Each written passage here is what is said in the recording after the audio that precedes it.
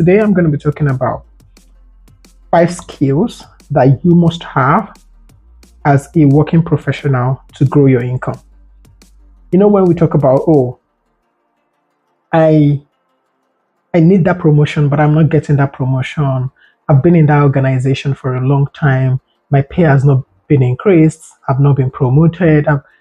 Honestly, it's not the organization. It's you. And today I'm going to share with you what you can start doing to get that visibility, to get that accolade, to get that recognition, and then the promotion will come. Trust me. And if it doesn't come within your organization, what I'm going to share with you today would help you get that promotion, get that higher salary in another organization. Trust me, I have moved around quite a bit. I know what I am talking about. Welcome back to my channel. If this is your first time here, this is a channel where I talk about money. I talk about how you can develop yourself personally and professionally. And I talk about my experiences, what I have learned in my 18 years of working as a career professional. And it is also a channel where I bring in people, talk about their experiences in career, in business, and in life. So welcome, join the community. Okay, let's get started. I will be looking at my talking points, as always. Sometimes. Anyways, I'm loving this YouTube, to be honest with you. I'm loving that I have a platform where I can connect with people, amazing people, and I also love that I'm able to share my experiences. So sometimes I just remember something, I'm like, I did this at some point. Somebody can learn from it. You don't have to make the mistakes that I have made. And you can also learn from the things that worked for me. That would be amazing. The first one, I call it having a helicopter view. Some people call it a full picture thinking, strategic thinking. If you are new in career, you're young in career, you're probably saying, what's that? What's she talking about? I'll tell you. Most times when we get into an organization, we do basically what we are requested of. You do everything that is on your job description. You cannot stick to your job description and get promoted. It doesn't work that way. In a sane organization, it doesn't work that way. You have to develop that owner's mindset, that ability to bring everything together, not just what you do, but what others do as well. It boils down to, how does the organization make money? If you are working in an organization that is, for profit making, the question is, how does the entire organization make money? What's our supply chain? How does it work? Where do we get our raw materials? How do we process it? And how do we sell it as finished product? How do we get our customers? How do we continue to innovate? You see, that big picture thinking helps you to make better decisions. You will be 10 times better than other people who are just focused, who have that myopic view of the organization, which is basically what they are just doing within the organization. And I'll tell you how this has helped me. Most people in finance, I started in finance. I have a finance background. Most people in finance, and when I say most people, most people in finance have this overall big picture thinking mindset because they see the numbers, they see the profit and loss accounts, they see how the revenue is coming in, where the cost is going, how the profit margin is coming. They see it. So sometimes they have it. Some of them won't have it. For example, some people can be in accounts payable and all they do is just paying customers. They don't care if the entire organization is making money or not. What they are doing is just account payable. Some people are in receivables. Some people are in, commercial finance. They all have different areas. But you see, as you grow in finance, you tend to get exposed to having that full picture where you know how it all connects together for you, for the organization to make money. This helps the quality of your discussions. So because I have a finance background, I got exposed to it early on. And I know we all don't have that finance background. So whatever background you're in, whether it is HR or whether it is, just try to have a finance friend. Something like that. To have that finance friend and ask that person, how do we make money? Just sort of explain to me in a simple way, how do we make money? And you would find people in other functions, operations and all that. They know how it connects together. There was a time I was having a conversation with someone and I said, if this organization cannot pay your salary for next month, you will know. Said, they will pay now. I trust that they'll pay. I said, you won't know because you're just in the factory doing your thing. But what that thing you're doing, what it translates to, you don't know. So you have to know how your work, what you do on a daily basis, how it connects to the overall big picture. It helps the conversation, even with your boss. It helps the conversations in the meeting. And people want to trust those that have that mindset. You're not just thinking. And that mindset also crosses over to how you spend the resources of the organization. I remember one of the things I like saying when I was working in peak was, if this was your money, would you spend it this way? And I like asking that question because sometimes I get some proposal and I'm like, this doesn't really make financial sense. This looks like I am throwing money away. But the person would justify and defend and all that. And sometimes it's just as easy as, I am looking at it. This is like, we're giving money away. And sometimes it may be that we're giving the money away. The benefit won't come in terms of financial terms. It will come in terms of TOMA, top of mind awareness, brand visibility. It's okay, But you have to understand that whatever resources we spend in an organization, we are expecting some sort of returns from it. So that then forms your decision making, your decision making muscle, basically, to say, but if I do it this way, if I do it that way, I'll be throwing money away. What about I suggest to my boss that I do it this way and maybe that makes sense. So sometimes when you just stick to your job description, it may not fetch, and it doesn't matter the number of years you've spent in the organization, trust me. What matters is the value that you bring in. I remember one of my boss said at one of our workshops that, you can spend 20 years in an organization and have 1 year experience. And you can spend 1 year in an organization and have 20 years experience. That is how much experience matters. Experience matters in the grand scheme of things. So you have to spread your tentacles and learn as much as possible. It's not just being good on your job, it's also being good knowing how your job connects to the full picture. Every year, ask someone, what's the direction of the business now? How are we going to grow? What's our strategic priorities? Just ask, good questions that doesn't just center around, when am I getting salary increase? When am I getting promoted? Ask some other questions that would make people believe or convince people that you're actually about the growth of the organization and you're ready to take on more because you continue to expose yourself to a lot of things that are happening within and even outside your scope of influence. Okay, the second skill is financial management skills. This one ties a little bit to what I just talked about. When you have an overall picture of the organization, you tend to then look at how the organization makes money. And that's what gives you confidence that your next salary is coming anyway. So it's important that you look into this area. And sometimes, because I know a number of us don't have that finance background, we don't understand the numbers. It makes sense to have someone, like I mentioned before, have someone that can explain the numbers to you. How do we make money?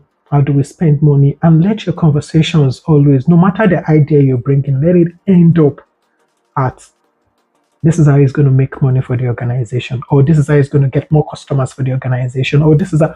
So when you connect yourself with that big picture, you tend to now look at things more holistically rather than looking at just what you are doing within the organization. So financial management skills is also very important. And I also say that this can help you in your own personal life as well. Organizations will set budget at the beginning of the year. They would already plan all these things to say, this is how much we're going to grow in terms of sales. This is how much we're going to reduce our expenses. These are the number of people we need to bring into the system. This is the number of lines we need to have. Just as they are making that plan, you should also be making plans for yourself to say, this is my income. This is how much my expenses is. I have to reduce my expenses by X percentage. I have to try to grow my earning capability so that I can make more money. that financial management skills can also be used for yourself to make smart financial decisions. So that's the second one. The third one I have here is negotiation skills. This is an important skill if you want to grow your earning capability or if you want to grow your income. And I'll give you a story. So when I joined Friesland Campaigner, which is, I most times just say when I joined PIC. Anyways, when I joined the organization, I didn't think I negotiated well. Yeah. So one of my mentors used to, joke that don't go and make the mistake you made when you were going to PICO. You didn't negotiate at all. You could have negotiated for more. You could, and I think I naturally do badly when it comes to negotiation. And it's also, I think it comes from, oh, I like the job. I really like the job.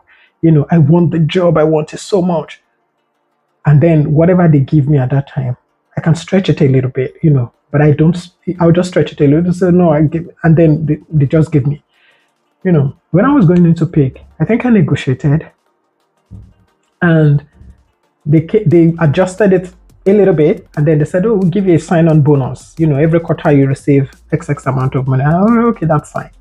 When I was talking to my mentor, who is like a big brother to me, he thought, oh no, they needed you, they wanted you, they came for you. You could have stretched the limits.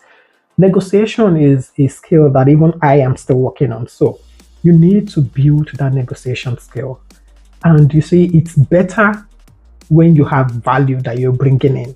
When you already know that, you know what, you guys need me on your team. So you've built yourself, you already know the value that you carry. It helps that negotiation process, and then you can stretch it as much as possible. So you need to build that skill.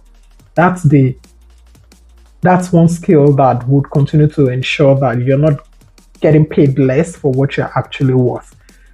I remember at a time in my career, my boss called me and said, he just gave me this envelope and then said, yeah, we did a survey across the industry and we realized that, you're being paid less than your peers. Oh no, I didn't feel good. I said, eh?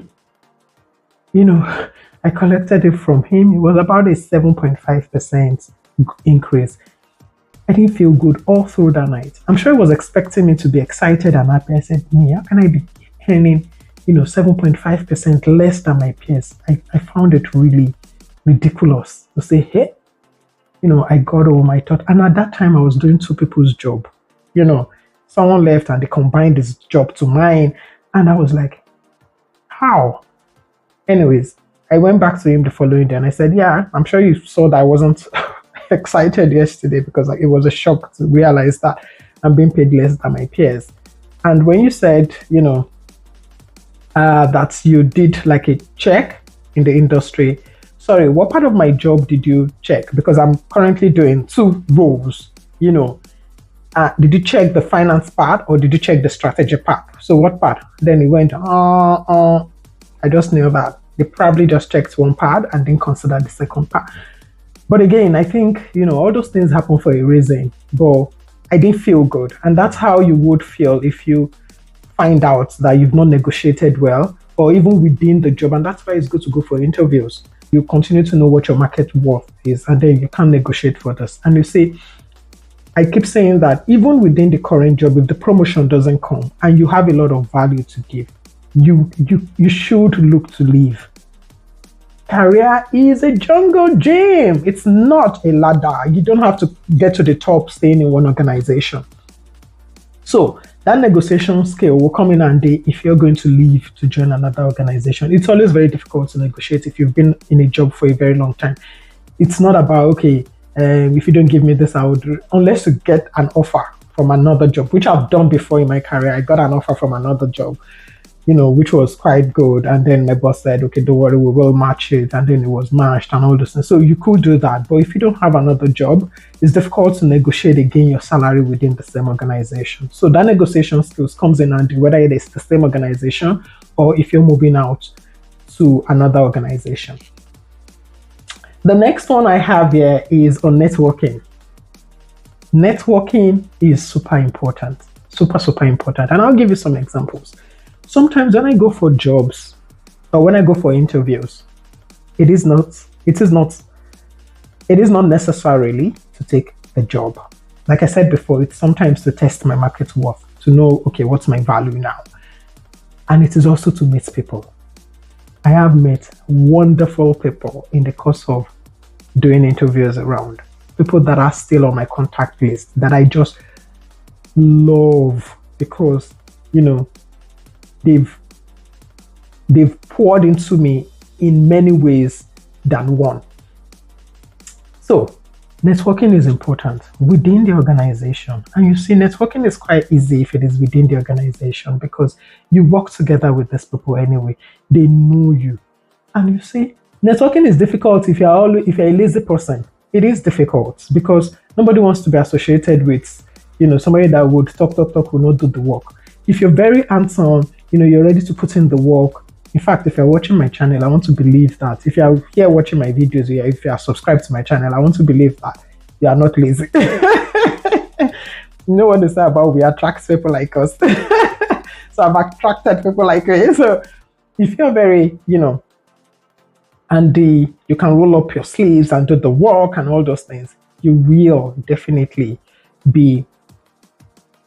people will be attracted to you. Let me put it that way. People will be attracted to you. They want to be in your circle. They want to be, and then you can use that to also start building solid relationships with these people.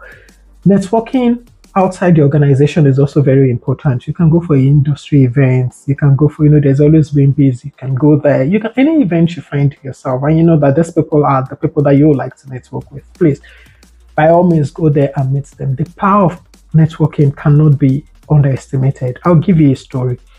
I went for an interview once. I'm not going to mention. I went for an interview once, and it was to meet the CEO of this company. To be honest with you, I cannot even remember when I applied for this job. I cannot remember. I just got the mail, and then I went for the interview. And I didn't go through steps. I went directly. The interview was directly with the CEO. So I met with the CEO, and then we started talking. He moved away from an interview to a gist. And then I just started saying things, So, oh God, it was an amazing interview. Anyways, he ended with the role was going to be reporting into him, which was quite exciting. But I also know the person that just left the role retired on the job. And because I'm my young self, I don't want to retire on the job. So no matter how juicy it is, so I just basically then asked him that. So where do you think this role then grows into? Because again, I know the person is retiring and all that. Where does it grow into within the organization and all that? And then he went, you know what I would do? If I am able to think of the next level, I would offer you a job. But if I'm not able to think of a next level that would suit you and suits your potentials, I probably won't offer you this job. And then I think he said, is that fair? I said, yeah, very fair, And because again, like I said, I had a job at that time. That's the best time to go for interviews. When you have a job and you're not pressured to leave, that's the best time because you're so relaxed. Yeah. You're just gisting and you're having fun. So I didn't take the interview like, my life depends on it. No. To cut the long story short, he gave me his card and then I gave him my number and then we just started communicating on LinkedIn. Of course, he didn't offer me the job. I'm sure he couldn't tell where my role would then, grow into. So we just started talking and I got a call at a time. Somebody just called and said, I got your number from this same CEO and recommended you highly and all that. And he always, it tells me all the time that I left a very good impression on him, that he would want to work with me again, he would want to work with me at some point. Anyways, this call came in and said, I got your number from. Spoke very highly of you. Can you come in for an interview? So that's the power of networking. When I left his office that day, he didn't end there. I connected with him on LinkedIn. I told him it was a good chat. He also said it was a good chat. It was nice meeting me. During COVID, I would always send him a message. You guys okay? How's the business? I would send him LBS report, And And then I'll tell him, anytime you need my brain for something, just let me know. If you need me to do research, if you need my brain for anything, my brain is waiting. Because I actually like doing that. Honestly, I like doing that. I already showed him I can offer value to him. And then when he recommended me to another very top executive, I knew that it was from that networking. It was from that connection that I made the first time. And also not just making that connection, but also lubricating that relationship. Because I think it's not about meeting someone for the first time. It is about ensuring that the relationship is being constantly oiled and everybody feels that is a mutually beneficial relationship. So networking is great. You can start today.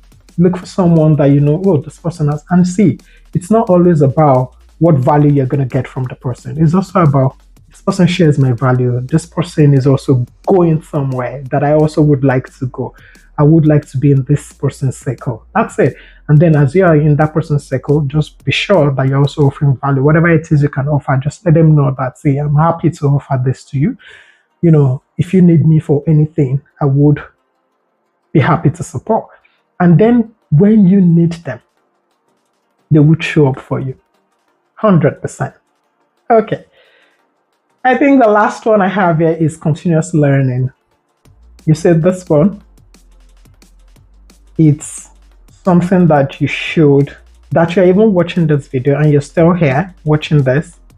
This is a thumbs up for you, because it means that you want to continue to learn and to continue to grow. Join communities where people are constantly learning. Read books, not just books on, not books you have exams on. Read business books, leadership books, just expand your knowledge base. I went for an interview at some point. When I left the interview, I said, who was that speaking in that? It was me. I was saying things, I was quoting, I was like, even numbers I was giving according to, I said, where did that come from? All those things store in our subconscious. And because and that's one thing about me, when I learn, I want to share. Once I share it's probably never going to leave my head. That's one thing about me. And that's why I use my LinkedIn profile, my LinkedIn what now? My LinkedIn account. I said my LinkedIn account to share the things that I am learning. That's why you'll find the hashtag Adebola Idowu learning and sharing. You should follow me on LinkedIn. Yeah. But please subscribe here first. Like this video. Now I'm behaving like all those YouTubers. I'm a YouTuber. Okay, let's get serious. Read books. I know some people would say, oh, I don't like reading books. There is no time. If you can do audiobooks, you can do audiobooks. So when you're commuting, you listen to podcasts. For example, listen to Diary of a CEO by Stephen Bartlett. He's my best friend. He doesn't just know it yet. You can listen to podcasts of Trevor Noah. He's also very intellectual. You can listen to Les Brown motivational talks. Just make sure you're learning something. Things related to your job, things not related to your job. Just make sure that you're learning something. It is super important. When you do that, you automatically lift yourself. Lift yourself up. Differentiate yourself from others. It is just without you knowing, because naturally people would not seek knowledge. Naturally, we all just get into that grind of work, go home, watch TV, sleep. Work, go home, watch TV, sleep. Like that, and we're on repeat. So if you are brave enough to disrupt that pattern you're already used to, and then start including things that will be beneficial. For example, you're going to the gym. That has a way of helping your mental clarity. You should exercise, physical fitness, incorporate it and read, listen to podcasts, learn from other people, have solid conversations. It's not all the time conversations around politics, sports. Just do something outside that. Talk economics. So I don't know a lot about everything, but you see, the things I know, I can teach it and I can explain it, and I'm always happy to teach it. So you don't have to know everything about everything, know everything about everything. Yeah, you just need to know those things that are crucial for your own growth. If you need to register for, professional qualifications, do it. Just make sure that you are constantly learning. Before you know it, you would stand out. It's just natural. You just stand out and people would wonder, why have you been doing it? Then you tell them, you saw my video. Now I'm playing too much. All right. Thank you guys for watching till the end. If you actually watched this to the end. Yeah. Thank you. I think those are the 5 points I have listed here. Thank you again. Share this video. Let's grow this community. You can tell I'm really excited about, coming here to share always. And I hope to continue